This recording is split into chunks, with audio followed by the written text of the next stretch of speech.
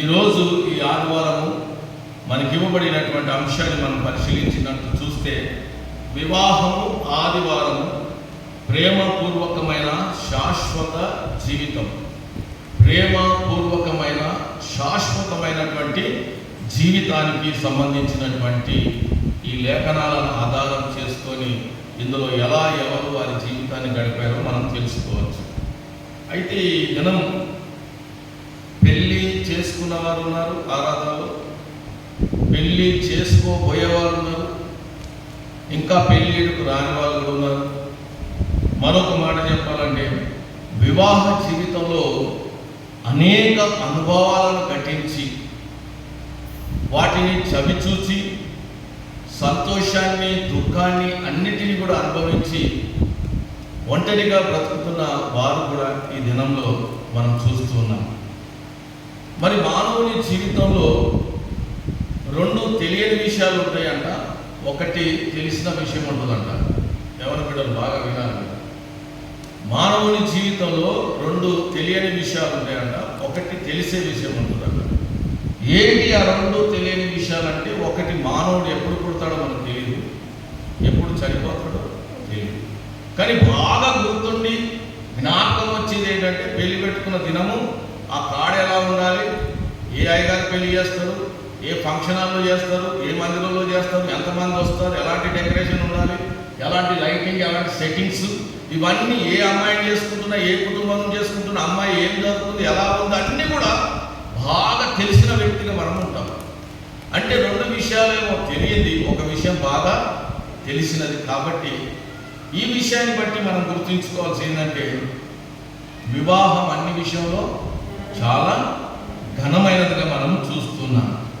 కావున ఈ వివాహ విషయంలో మనము తొందరపాటు అనేది జరగకూడదు.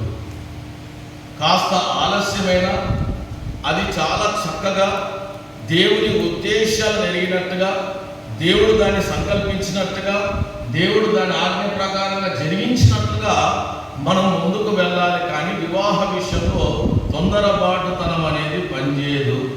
ఆలోచనయుక్తంగా ఆలోచిస్తూ, ప్రాముఖ్యంగా మన జీవితంలో ఏం చేయాలంటే, క్రైస్తవుడులుగా ప్రార్థన పూర్వకంగా దేవుని సన్నిధానంలో ఉండి, దేవుని మీద ఆధారపడి, దేవా మరి నాకు ఒక కుటుంబంలోకి వెళ్ళి ఒక అమ్మాయిని నాకు చూశారు, ఇది నాకు తగునా, ఇది నా జీవితంలో నువ్వు నెరవేర్చగలిగితే, ఒకవేళ ఆమెను నా జీవితంలో నువ్వు తీసుకొని రావాలని నీ చిత్తమే అయితే, ఇదిగో నీవు సెలవిచ్చినట్టుగా నేను నీకు శిరస వహించి నా జీవితంలోకి ఆమె నేను ఆహ్వానించుకుంటానని యవ్వన కాలంలో ఉన్నటువంటి బిడ్డలు రాబోయే తరానికి మీ వివాహ జీవితంలో మీరు ఎవరి మీద ఆధారపడాలంటే దేవుని మీదనే ఆధారపడాలి. అందుకే ఈ దినాల్లో పెళ్ళి ఈ వ్యవస్థ ఎలా మారిపోయిందంటే, దేవుడి మీద ఆలోచన లేకపోవడము, దేవుడితో సంబంధాన్ని కలిగించుకోకుండా ఉండడం ద్వారా అసలు ఏంటిలే దేవుడు మన మధ్యలో ఏంటి, ఆయన ప్రమేయం అనుకొని నాది నేను చేసుకోలేనా అనే ఉద్దేశాలతో ఉన్నటువంటి వారి జీవితాలను మనం చూస్తూ ఉన్నాం.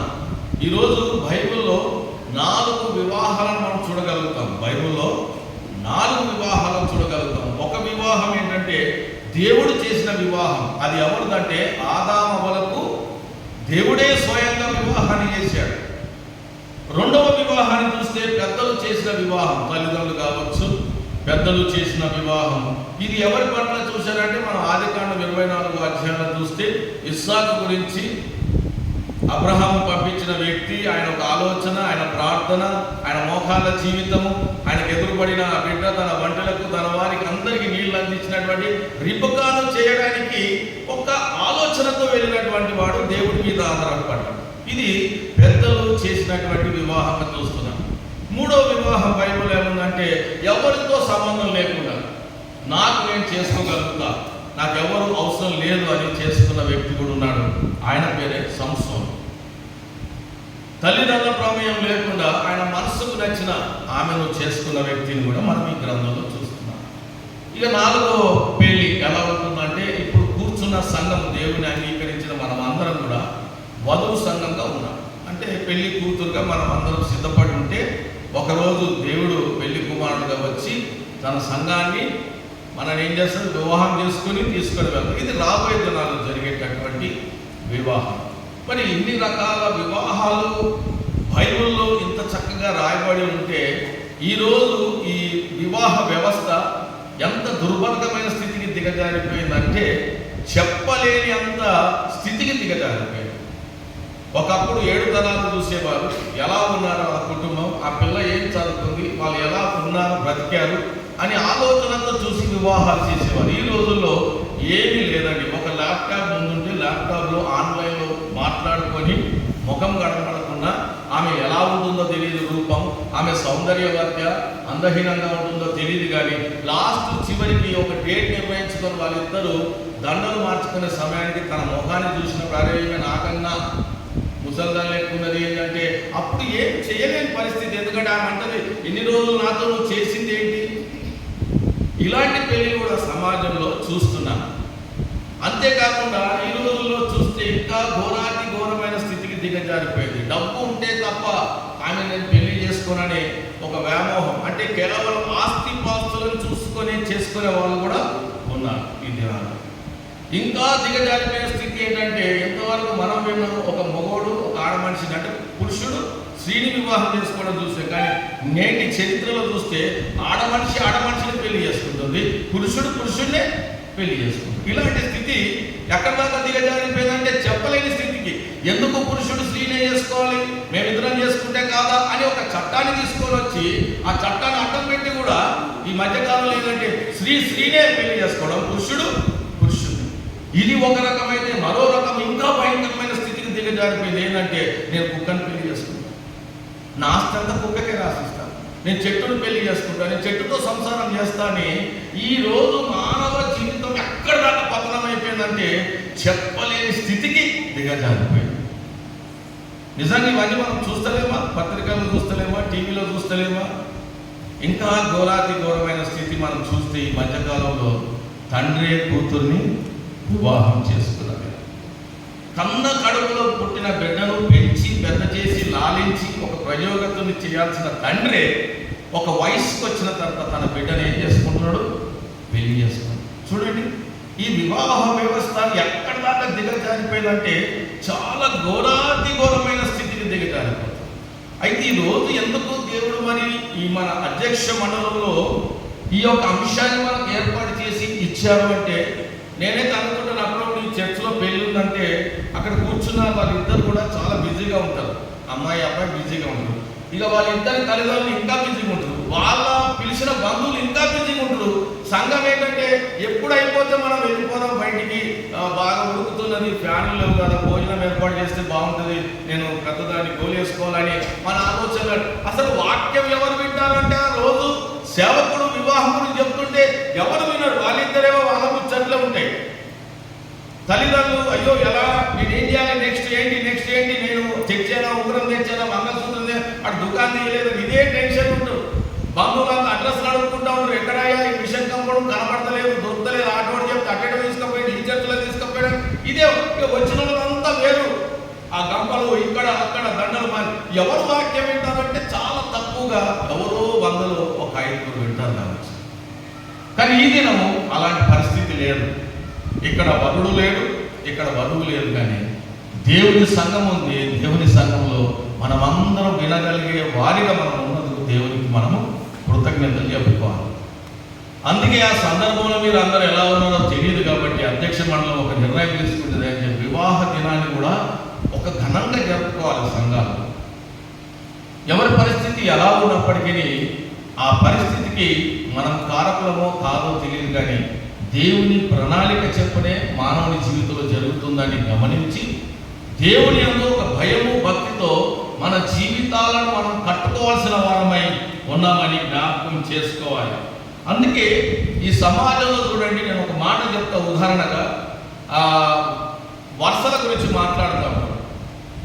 ఎవరైనా ఎదురుపడినప్పుడు ఈయన ఎవరండి అంటే మనం ఏమంటే నాకు అన్న లాంటి వాడు అని అంటాం.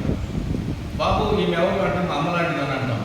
ఇది సమాజంలో ఎక్కడైనా వెళ్తే మా అన్నయ్య లాంటి వాడు అండి, మా తమ్ముడు లాంటి వాడు, మా చెల్లె లాంటిది, మా అక్క లాంటిది అని అంటాం. కానీ ఎవరైనా ఎదురుపడ్డప్పుడు ఈమె ఎవరంటే నా భార్య లాంటిది అని అంటామా, నా మొగుడు లాంటి వాడు అని అంటామా? అనం.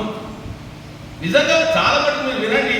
ఎందుకు ఈ మాట చెప్తున్నా అంటే, ఒక విధానంలో కూడా మనం సమాజంలో కూడా చూస్తే ఈ భార్యాభర్తలకు ఉన్నంత ప్రత్యేకత ఎక్కడ లేదండి.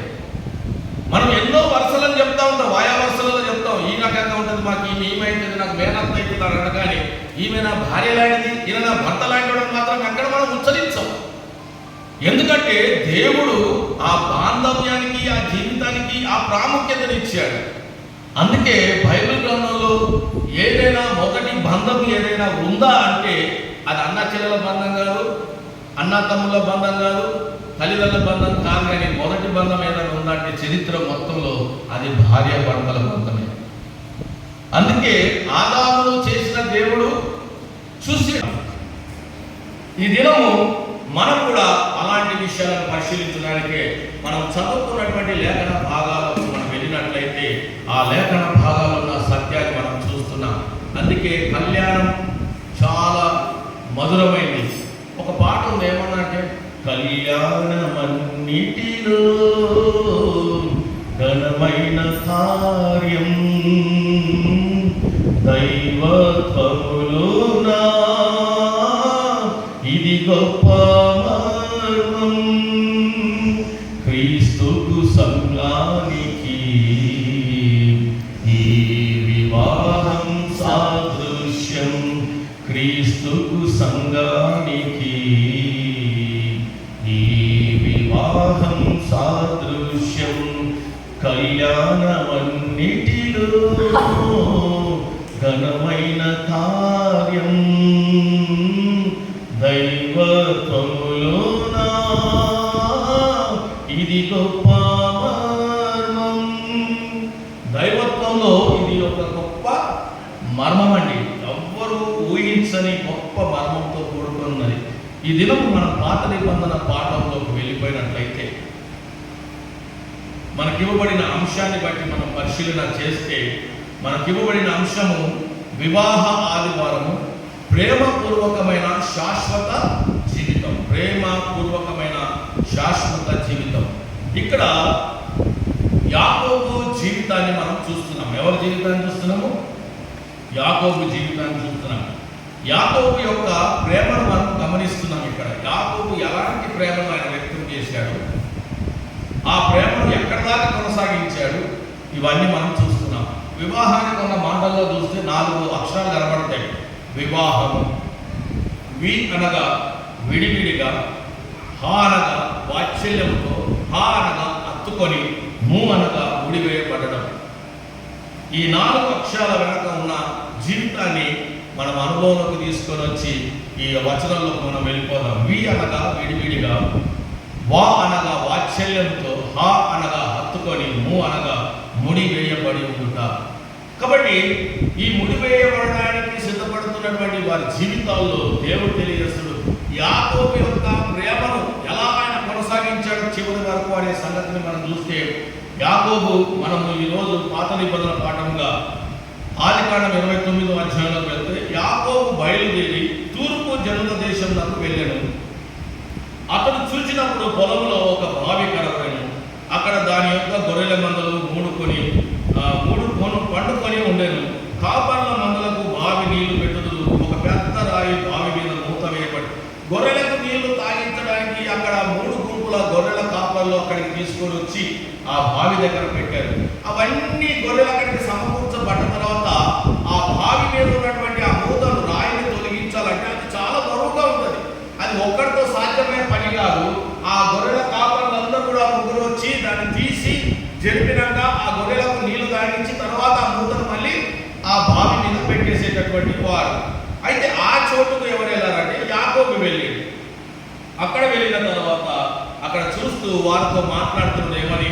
యాకోబు వారిని చూసి, అన్నలారా మీరెక్కడి వారని అడగగా వారు, మేము హారాను వారమని. అప్పుడు నాహోరు కుమారుడు లాబాను మీరు ఎరుగుదురా అని వారిని అడగగా వారు ఎరుగుదురు. అంటే యాకోబు వాళ్ళ అమ్మ యొక్క అన్నగారు ఆ ఊర్లో ఉంటున్నాడు. ఆయన పేరు లాబాను. ఆయన యాకోబుకి ఏమవుతాడు అంటే మేనమామ, తల్లి సహోదరుడు అన్న. ఆ ఊర్లోకి వెళ్ళి ఇక్కడ లాబాను అనే వ్యక్తి ఉంటాడు, మీకు ఎవరికైనా తెలుసా అంటే తెలుసయ్యా. మళ్ళీ ఆయన అడుగుతాడు, అతడు క్షేమంగా ఉన్నాడా అని అడగగా వారు క్షేమంగానే ఉన్నారు, ఇదిగో అతని కుమార్తె అయినటువంటి రాహేలు గొర్రెల వెంట వచ్చుతున్నది. నువ్వు అడుగుతున్నటువంటి వ్యక్తి క్షేమంగా ఉన్నాడు, నువ్వు అడిగిన వ్యక్తి ఒక కూతురు వస్తుంది చూసావా, అది ఆమెనే అని చూపించినప్పుడు ఆమె రాహేలు అక్కడికి వస్తున్నది. ఏం తీసుకొని వస్తుంది రాహేలు అంటే గొర్రెలు తీసుకొని వస్తూ ఆ మంద అన్నింటిని అక్కడ బావి కాడికి తీసుకెళ్ళి తాగిపోయారు. ఆ సమయంలో ఏం జరిగిందంటే యాకోబు అలా చూడగానే, రాహేలుని అలా చూడగానే దూరంలోనే ఆయన హృదయంలో ఏమిటంటే ప్రేమ వచ్చేసి. ఆమె చాలా అందంగా ఉంటుంది, రూపవతిగా ఉంటుంది, సౌందర్యవతిగా ఉంటుంది. ఆమెను చూడగానే ఆయన హృదయంలో ఒక ప్రేమ పొంది, ఆ ప్రేమకు ఆయన చేసిన నిదర్శనము కారణం ఏంటో తెలుసా? ఆ ప్రేమకు ఆయన చేసిన మొదటి కార్యం ఏంటంటే ముగ్గురు కలిపి బావి మీద మూత తీసేటటువంటి దాన్ని బలమైనది ఆ రాహేలు కోసం ఒక్కడే ఉన్న చోటు ధర్మాన్ని వెళ్ళిపోయి ఆ బావి మీదకి వెళ్ళి మూతను జరిపి అన్ని నీళ్ళకు పెట్టేసి, అంటే ఒక సాహసం చేయగలరు. ప్రేమ ఎక్కడ దాకా తెగింపు చేస్తుంటే బలాంతో కూడుకున్నటువంటి వారి కొరకు ఎలాంటి సాహసాన్ని చేయగలిగేటటువంటి తత్వంలోకి మానవుడు వెళ్ళిపోతాడు. యాకోబు కూడా రాహేలు చూడగానే ప్రేమ పుట్టింది, ప్రేమ పుట్టగానే శరీరంలో బలం వచ్చింది. ఆ బలం ఎక్కడికి తీసుకెళ్ళిందంటే ఆ బావి మీద ఉన్నటువంటి రాయిని తొలగించేంత శక్తిమంతుడుగా మార్చబడ్డాడు. ఇది కేవలం ఎలా జరుగుతుందంటే లోపల పుట్టిన ప్రేమను బట్టి. కాబట్టి అదే కాకుండా అక్కడి నుంచి ఆయన ఏం చేసినట్టు ఆమె దగ్గరికి వెళ్ళి ఆమెను ముద్దు పెట్టుకున్నాడు, కౌగిలించుకొని ముద్దు పెట్టుకొని ఆయనకు సంబంధించిన విషయాలన్నీ కూడా ఆయన ఆమెతో చర్చించాడు, చెప్పుకున్నాడు. ఏంటంటే ఇదిగో మీ నాన్నకు మా అమ్మ చెల్లెలు అవుతుంది, ఆమె మీ నాన్న చెల్లెలు కొడుకునే నేను ఇక్కడికి వచ్చానంటే అప్పుడు ఈయన మనసుకి ఏమవుతాడు? బావవుతాడు. ఈ బాంధవ్యాన్ని రక్త సంబంధాన్ని చెప్పగానే ఆహా, ఒక రక్త సంబంధం ఆయన ఎదురుగా కనపడగానే ఆయనను ఆత్మలేని ప్రేమ, ఆ ప్రేమ ఎక్కడి దాకా వచ్చిందంటే సాహసం చేయడానికి వచ్చింది. ఆ ప్రేమ ఎక్కడి దాకా వచ్చిందంటే కౌగులించుకొని ముందు పెట్టే స్థితికి వచ్చింది. నా తల్లి సహోదరుడు కూతురు కదా అని ఆ విషయాలన్నీ మళ్ళీ రాహేలు వెళ్ళి తన తండ్రితో చెప్పినప్పుడు ఆ తండ్రి కూడా సేమ్ అలాగే నా సహోదరి కుమారుడు కదా అని చెప్పి ఆయనను కూడా చేర తీసుకొని ఆయన కూడా కౌగిలించుకొని ముద్దు పెట్టుకున్నాడు. కొంతకాలం ఆయన దగ్గర ఉండడానికి వెళ్ళిన యాకోబు జీవితంలో ఒక గొప్ప మలుపు జరిగింది. ఆయన మామ అయినటువంటి లాబాను అన్నాడు, ఎంతకాలము నా దగ్గర ఉండడానికి వచ్చేవి కదా, ఊరికే ఎందుకుంటావు, నీకేదైనా నీ పనికి నేను కావాల్సిన వేతనాన్ని ఇస్తాను, నీకేమైనా కావాల్సిన నన్ను అడుగు అన్నప్పుడు యాకోబు ఏమన్నా అంటే నీకు ఇద్దరు కూతుళ్ళు ఉన్నారు కదా, అందులో చిన్న కూతురు ఎవరు? రాహేలు. ఆమెను ఇచ్చి నాకు పెళ్లి చేయడగానే సరే, ఒక ఎవరో అన్నిటికి ఇచ్చి పెళ్లి చేసే బదులు నా సొంత చెల్లెలు కొడుకే కదా, ఆయనకి ఇచ్చి చేస్తే బాగుంటుంది కదా అని చెప్పి ఆయనకు ఒక పని నిర్ణయించాడు. ఆ పనికి ఆయన ఎన్ని సంవత్సరాలు ఆ మామ దగ్గర పనిచేశాడంటే 7 సంవత్సరాలు ఆ రాహేలుని పొందుకోవడానికి ఎంత కష్టమైన పని చేశాడు. కానీ ఒక రోజు పెళ్లి సమయం రానికి వచ్చింది, 7 సంవత్సరాలు పూర్తి దగ్గరకు వచ్చింది.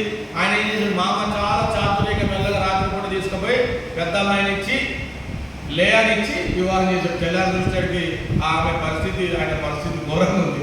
ఏం మామ నేను అడిగింది నువ్వు చేసింది ఏంటంటే ఇక్కడ సాంప్రదాయం ఒకటి ఉన్నది, ఏంటంటే పెద్ద కూతురికి పెళ్లి కాకుండా చిన్న కూతురికి పెళ్లి చేయడం బాగుండదు అనగానే ఆ పెద్ద కూతురు ఎలా ఉందంటే జబ్బు కలదు, కానీ చిన్న కూతురు బాగుంది. అయితే అన్నాడు, నేను అడిగింది ఆమెను కదా, నువ్వు ఇచ్చి చేసేది ఎట్లా?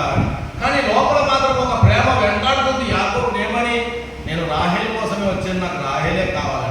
చివరికి ఆయన మామేమన్నాడంటే లాభాలు, సరే నీకు ఒకవేళ రాహేలే కావాలనుకుంటే నువ్వు మళ్ళీ 7 సంవత్సరాలు ఆమె కోసం పనిచేయి. కానీ నిజంగా అక్కడ చూడండి యాకోబు చాలా గ్రేట్ ఆయన విషయంలో. అంటే ఎక్కడ కూడా విరక్తి చెందలేదు, కోపిష్టి లేదు.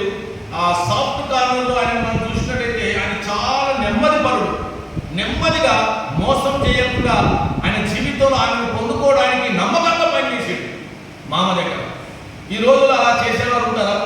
అన్నం పెడితే ఇంటి సున్నం పెట్టి ఉంటారు ఈ రోజుల్లో. కానీ యాకోబు మాత్రం ఆ జీవితంలో ఒక నమ్మకస్తుడిగా ఉన్నాడు, నిజాయితీగా ఉన్నాడు, మోసం చేయని వాడిగా ఉన్నాడు. త్యాగం చూపించాడు ఆయన, ఆమె కోసం త్యాగం చేశాడు. 14 సంవత్సరాలు రాహేలుని పొందుకోవడానికి సేవ చేసినటువంటి వాడు. అలాంటి గొప్ప అందులో మనకు కనబడుతుంది ఏంటంటే ఆ ప్రేమ శాశ్వతమైనటువంటి ప్రేమగా చూస్తున్నాం. ఇక్కడ ఏం చూస్తున్నాము? యాకోబు ప్రేమ మధ్యలో ఆగిపోయిన ప్రేమగా లేదు.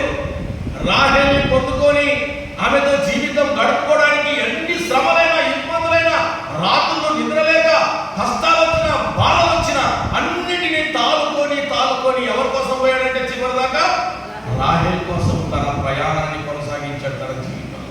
అందుకే అండి వివాహం ప్రేమపూర్వకమైన శాశ్వత జీవితం. ఆ ప్రేమ తన జీవితంలో శాశ్వతంగా నిలవడానికి రాహేలు కోసం ఆయన పనిచేసి తన జీవితంలో రాహేలుని తను తెచ్చుకోగలిగాడు, పొందుకోగలిగాడు. ఇది ప్రేమకున్న గొప్పతనం. ప్రేమ ఈ రోజుల్లో చూస్తున్నాం, ప్రేమ చాలా గుడ్డిది. ఇష్టం లేని పనులు చేస్తూ, అవమానపరుస్తూ, హేళన చేస్తూ జీవితాలను పాడు చేసుకుంటున్నటువంటి స్థితిని మనము చూస్తున్నాం. మరి అలాగే మనము హెబ్రీ పత్రికలో మనం చూసినట్టుగా 11 నుంచి అధ్యాయం 1 నుంచి 6 వచనాల్లో కూడా దేవుడు వివాహానికి ఎటువంటి ఉన్నతమైన స్థానం ఇచ్చాడో మనం ఇక్కడ గమనించాలి.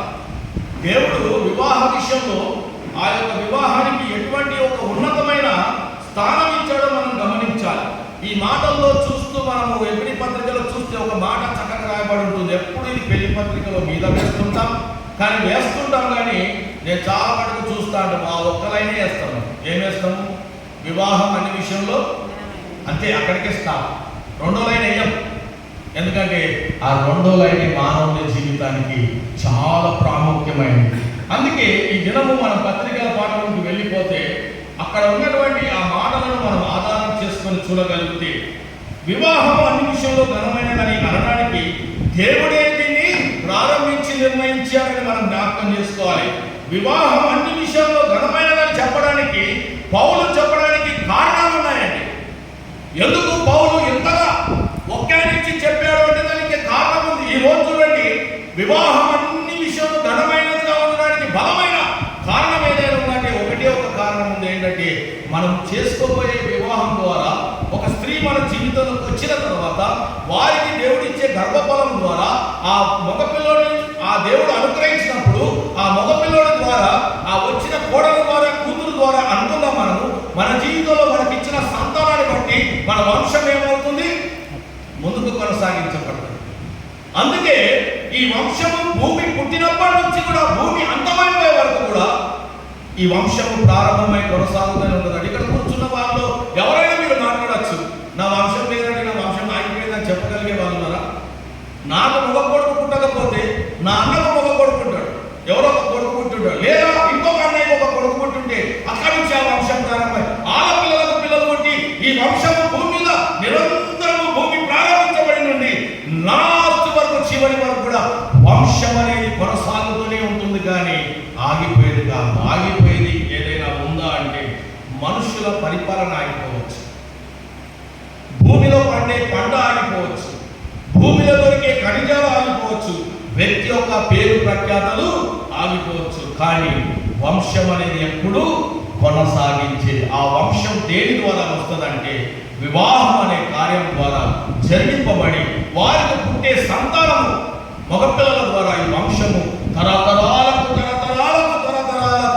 చూసుకుంటుంటే పోతే ఈరోజు ప్రపంచంలో మీరు ఏ మూల కనబడి మీ బంధువులు ఎవరో ఒకరు, నార్త్ ఈస్ట్ వెస్ట్ సౌత్ ఎక్కడ కనబడి ఎవరో ఒకరు మన బంధువులు ఉండి ఎప్పుడో మన ఇంటి పేరును చూసి పలకరిస్తాం. మీరు ఎవరంటే నేను ఫలానా కుటుంబం, నీకు తెలవకపోవచ్చు కానీ ఈ 4 తరాల వెనక నుంచి వచ్చిన వాడు. నిజంగా ఇది వంశం చాలా గొప్పదని చెప్పబడదు. అందుకని వివాహము అన్ని విషయంలో ఘనమైనదిగా పౌలు చెప్తున్నాడు. కనుక వివాహంలో భాగస్వాములు ఇద్దరు కూడా దేవుని వలె ఎలా ఉండాలంట? పరిశుద్ధులై ఉండాలంట. దేవుని వలె, దేవుడు పరిశుద్ధుడు కనుక మీరును పరిశుద్ధులుగా ఉండాలి. కాబట్టి ఈ వివాహంలో జతపరచబడే వారి ఇరువురు కూడా పరిశుద్ధులుగా ఉండాలి. ఒకరి ఎడల ఒకరు నమ్మకం ఉన్నప్పుడే, ఆ నమ్మకాన్ని కలిగి ఉన్నప్పుడే ఇప్పుడు 2వ లైన్ రాయబడి ఉంటుంది. ఏంటి?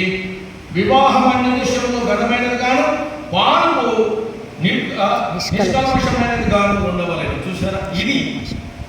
ఇది కలత లేకుండా మచ్చ లేకుండా ఉండాలి అంటే ఆ వివాహ వ్యవస్థలోకి ఎవరైతే వెళ్తున్నారో ఇద్దరు స్త్రీ పురుషులు వారు ఎలా ఉండాలంటే పరిశుద్ధులుగా ఉండాలి.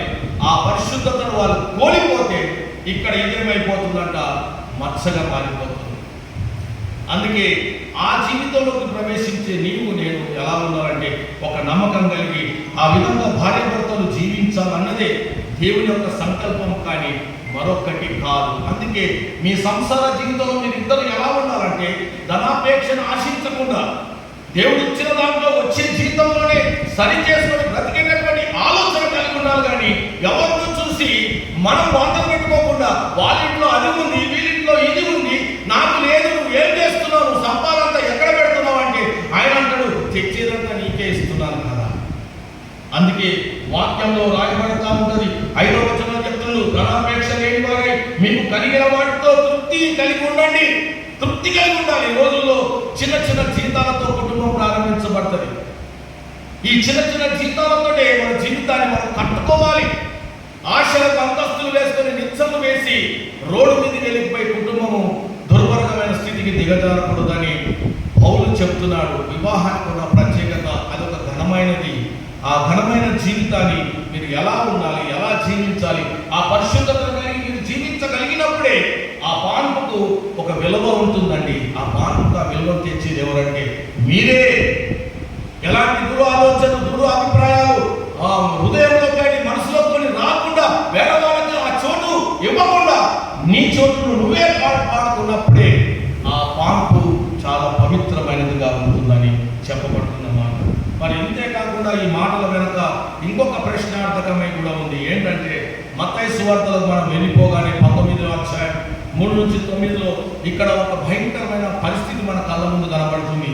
వివాహమా విడాకుల? విడాకుల అనే ఒక ప్రశ్నార్థంగా కూడా ఉన్నదాన్ని మనం గమనించాలి. అయితే ఇక్కడ ఉన్నటువంటి స్థితిని మనం చూస్తే కొంతమంది ఇక్కడికి వచ్చారు. ఎవరు అంటే వాళ్ళు ఇక్కడ చూస్తున్న పరిసయ్యులు. 19వ అధ్యాయం మత్తయి సువార్త. పరిసయ్యులు ఆయన శోధింపవాలని ఆయన యుద్ధకు వచ్చి, ఏ హేతువు చేతనైన పురుషుడు తన భార్యను విడనాడుట న్యాయమా అని అడగగా, ఆయన సృజించిన వాడు ఆది నుండి వారిని పురుషునిగాను స్త్రీనిగాను సృజించనని, ఇందు నిమిత్తము పురుషుడు తల్లిదండ్రులను విడిచి తన భార్యను అద్దుకొనును, వారిద్దరును ఏక శరీరంగా ఉందురని చెప్పనని మీరు చదవలేదా? అడిగిన వారికి తిరిగి జవాబిస్తున్నాడు దేవుడు. అయితే వాళ్ళు మరొక ప్రశ్న ఇస్తున్నాడు. ఆ ప్రశ్నను కూడా ఇక్కడ చూస్తున్న 6వ వచనంలో. కాబట్టి వారిద్దరూ ఇద్దరు కాక ఏకశరీరం ఉన్నారు కనుక దేవుడు జతపరిచిన వారిని మనుషుడు వేరుపరచకూడదండి. ఎవరు జతపరిచారు? దేవుడే ఈ మనుషులను జత తీశారు. అందుకే వివాహ కార్యక్రమం చూడండి, సేవకుడు తన మీద ఉన్నటువంటి దాన్ని ఏమంటారు, స్టోల్, వారిద్దరి చేతులు ముడిగలిపి దాని మీద వేసి దేవుడు జతపరిచిన వాడిని మనుషులు వేర్పరచకూడదు. దేవుడు జతపరిచిన వాడిని మనుషులు వేర్పరచకూడదు. దేవుడు జతపరిచిన వాడిని మనుషుడు వేర్పరచకూడదు. 3 సార్లు చెప్పడంలో తండ్రి యొక్క, కుమారుని యొక్క, పరిశుద్ధాత్మని యొక్క సహవాసంలోకి వారిని ఆహ్వానిస్తూ వారి జీవితంలో గొప్ప కార్యం చేస్తున్నారు. మరి ఇంత గొప్ప కార్యం చేసిన మనం చేయించుకున్న మన జీవితంలో మానవుడు ఎక్కడికి వెళ్ళిపోతున్నాడంటే ఇక్కడ వీళ్ళు ప్రశ్న వేస్తున్నారు మెల్లగా. అందుకు వారు అలాగైతే పరిత్యాగ పత్రికనిచ్చి ఆమెను విడనాడమని మోషే ఎందుకు ఆజ్ఞాపించిందని వారు ఆయన అడగగా. చూసారు, ఈ రోజుల్లో ప్రశ్నించడానికి చాలా మంది ఉంటారు, కానీ ఆ ప్రశ్నకు జవాబు ఇచ్చేవారే ఉండాలి. నేటి దినాలు ఈ జవాబు ఇవ్వగలిగిన వారు ఎవరైనా ఉన్నారంటే యేసు ప్రభువే. వారికి స్వయంగా చెప్తున్నాడు ఏంటంటే, మీ హృదయాలన్నీ కూడా ఎలా ఉన్నాయంటే కాఠిన్యంతో కప్పబడి ఉన్నాయి, మలినంతో ఉన్నాయి, వ్యర్థముగా ఉన్నాయి. మీ ఆలోచనలన్నీ దుష్టాలోచనలు. దేవుడి ఆలోచనలు జత చేయడమే కానీ మానవుని ఆలోచన ఎలాంటి వేరు చేయాలి. వేరు చేసి వాళ్ళను అలా చూస్తే ఒక సంతోషపడే ఆలోచన మీరు ఉంటున్నారే కానీ దేవుడు ఆది నుంచి నేటి వరకు కూడా ఆయన సంకల్పం ఎలా ఉందంటే ఆయన జత చేయడమే తప్ప వేరు చేయడం అనేది దేవుని చిత్తములో లేనిది. అయితే మోషే ఎందుకు చేశాడంటే మీ యొక్క కాఠిన్యమైనటువంటి మీ హృదయ కాఠిన్యం బట్టి మీ భార్యను విడనాడ మోషే ఆజ్ఞ, మీకున్నటువంటి ఆ ఆలోచన, ఆ దుష్ట ఆలోచనను బట్టి మోషే మీకు రాయడం జరిగింది తప్ప, చెప్పడం జరిగింది తప్ప నా ప్రణాళికలో అది ఉన్నది కూడా లేదు అని చెప్పబడిన మాట. నేను ఈరోజు సంఘానికి నేను తెలియజేసే మాట, ఎలాంటి పరిస్థితి వచ్చినా, ఎలాంటి స్థితిగతులు ఎంత దిగజారిపోయినా కూడా మన జీవితంలో విడాకులనే మాట వెళ్ళకుండా. ఎందుకంటే ఇదే పవిత్రమైన స్థలంలో మనం నిలబడి మనం ఏం చేస్తామంటే కొన్ని ప్రమాణాలు చేస్తాం. దేవుని ఎదుట, సంఘం ఎదుట, సేవకుల ఎదుట నిలబడి మనం చేస్తా ఉంటాం. ఏంటి? మేలుకైనను, కీడుకైనను, కలిగినను, లేటుకైనను, వ్యాధి అందులు, ఆరోగ్యమందులు నిన్ను ప్రేమించి సంరక్షించి నీకు లోబడి ఉండటకు నా భర్తనుగా నేను చేసుకొస్తున్నాను. అదే మాటలు అని చెప్పి మళ్ళీ చివరికి రాగానే సంరక్షించుటకు నా భార్యగా నేను నిన్ను చేసుకొనిచున్నాను. ఇద్దరు కూడా ఒక సమానమైన ప్రమాణాలను దేవుని సన్నిధిలో, సేవకుల ఎదుట, సంఘం ఎదుట, అందరి ఎదుట చేసిన తర్వాత అదే భార్యను విడనాడడానికి ఎలా మనసు వస్తుంది చెప్పండి? ఎలా వదిలేయాలని మనసు వస్తుంది? ఎక్కడి నుంచో ఒక కుటుంబంలోకి వెళ్ళి నువ్వు తెలియని స్థితిలో, నీ మనసు ఏంటో తెలియని స్థితిలో, నీ అలవాటు ఏంటో తెలియని స్థితిలో వచ్చి నీతో జీవితాన్ని పంచుకొని నీకు పిల్లల్ని ఇచ్చి అన్ని చేసిన ఆమెను చివరిగా నువ్వు వదిలివేసుకోవడానికి నీ మనసు ఎలా వస్తుంది? కొట్టడానికి ఎలా వస్తుంది? అవమానించడానికి ఎలా వస్తుంది? మెడలు పట్టి కట్టేయడానికి ఎలా వస్తుంది నీకు ఈ జీవితంలో? దేవుడు అంటున్నాడు, నేను చేసిన పని ఇది కాదు, నేను చేసిన మిమ్మల్ని జత చేయడమే తప్ప మీకున్న ఈ యొక్క హృదయ కాఠిన్యమును బట్టే మోషే మీకు రాసి ఇవ్వడం జరిగింది, కానీ నేను మాత్రం దాన్ని ఎప్పుడు కూడా దాన్ని నేను అమలించను. ఆ విషయాన్ని ఇష్టపడనని దేవుడు స్వయంగా జీవితాలను చెప్తున్నాడు. ఈరోజు సంఘం మనకు చెప్తుంది, దేవుడి వాక్యం మనకు చెప్తుంది. ప్రేమైన వాళ్ళారా, ప్రియ బిడ్డలారా, ఈరోజు దేవుడి సంఘం ఉంటున్న మనం మన జీవితాలను కట్టుకోవాలనేదే దేవుడి ఉద్దేశం, కానీ జీవితాలను వెలగొట్టుకొని బ్రతకడం దేవుడి సంకల్పం కాదు. ఈరోజు దూరంగా ఉన్నవారు, ఆయాసలతో ఉన్నవారు, బాధలతో ఉన్నవారు, అవమానాలతో ఉన్నవారు, ఎన్నో విధాలుగా బాధపడుతూ కృంగిపోతున్న మన జీవితంలో దేవుడు చెప్తున్నాడు, దేవుడు జతపరిచిన వాడిని మనుషుడు వేరుపరచు. ఎవరు కూడా అలాంటి పరిస్థితికి దిగజారద్దని నేను తెలియజేస్తున్నాను. చివరిగా కీర్తనకారులు మనకు చెప్పిన 128 సంకీర్తనలో చాలా గొప్ప సంగతులు, మర్మాలు దాచబడి ఉన్నాయండి. మనం అప్పుడప్పుడు చూస్తుంటాం. ఎవరైతే ఒక మంచి మనసుతో, ఒక మంచి హృదయంతో దేవుడి మీద ఆధారపడి దేవుడితో అటాచ్మెంట్ అయి ఉంటారో వారి జీవితాలు ఎలా ఉంటాయని దేవుడు తెలియజేస్తున్నారు. అందుకే యెహోవా యందు భయభక్తులు కలిగి ఆయన త్రోవల యందు నడుచువారు అందరూ కూడా ధన్యులు. దేవుడి మీద ఆధారపడి దేవుడి వాక్యాన్ని స్వీకరించి దేవుడి కోసం బ్రతికేటటువంటి ప్రతి ఒక్కరు కూడా ధన్యులే అండి ఈ రోజుల్లో. అయితే కింద వచనాలు, నిశ్చయంగా నీవు నీ చేతుల కష్టార్జితంలో అనుభవించదు. మన జీవితంలో మనం సంపాదించిన ఆ కొద్దిపాటి జీతమైన మనం దాన్ని తృప్తిగా అనుభవించగలిగే స్థితిని దేవుడు మనకు అనుగ్రహిస్తున్నాడు. ఇక్కడ 3వ వచనంలో చూస్తే 2వ భాగంలో నీవు ధన్యుడవు, నీకు మేలుకలు, నీ లోగిట నీ భార్య ఫలించు ద్రాక్షవల్లి. చూసాడండి, భార్యను దేవుడు దేంతో పోలుస్తున్నాడు? ఒక ద్రాక్షవల్లితో పోలుస్తున్నాడు. 2వ భాగంలో నీ భోజనం కళ్ళ చుట్టూ నీ పిల్లలు ఎలా ఉన్నారంట? ఒలివ మొక్కల వలె. భార్యను ద్రాక్ష వల్లి, పిల్లలు ఒలివ.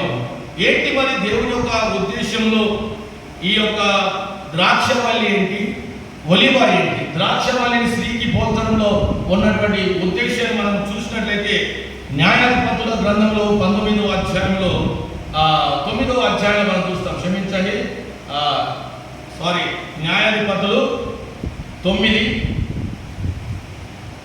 ఎవరైనా తీయగలిగిన వారు తొందరగా తీయండి సమయాన్ని బట్టి. న్యాయాధిపతులు 9, 12వ వచనాన్ని మనం చూద్దాం. ఇక్కడ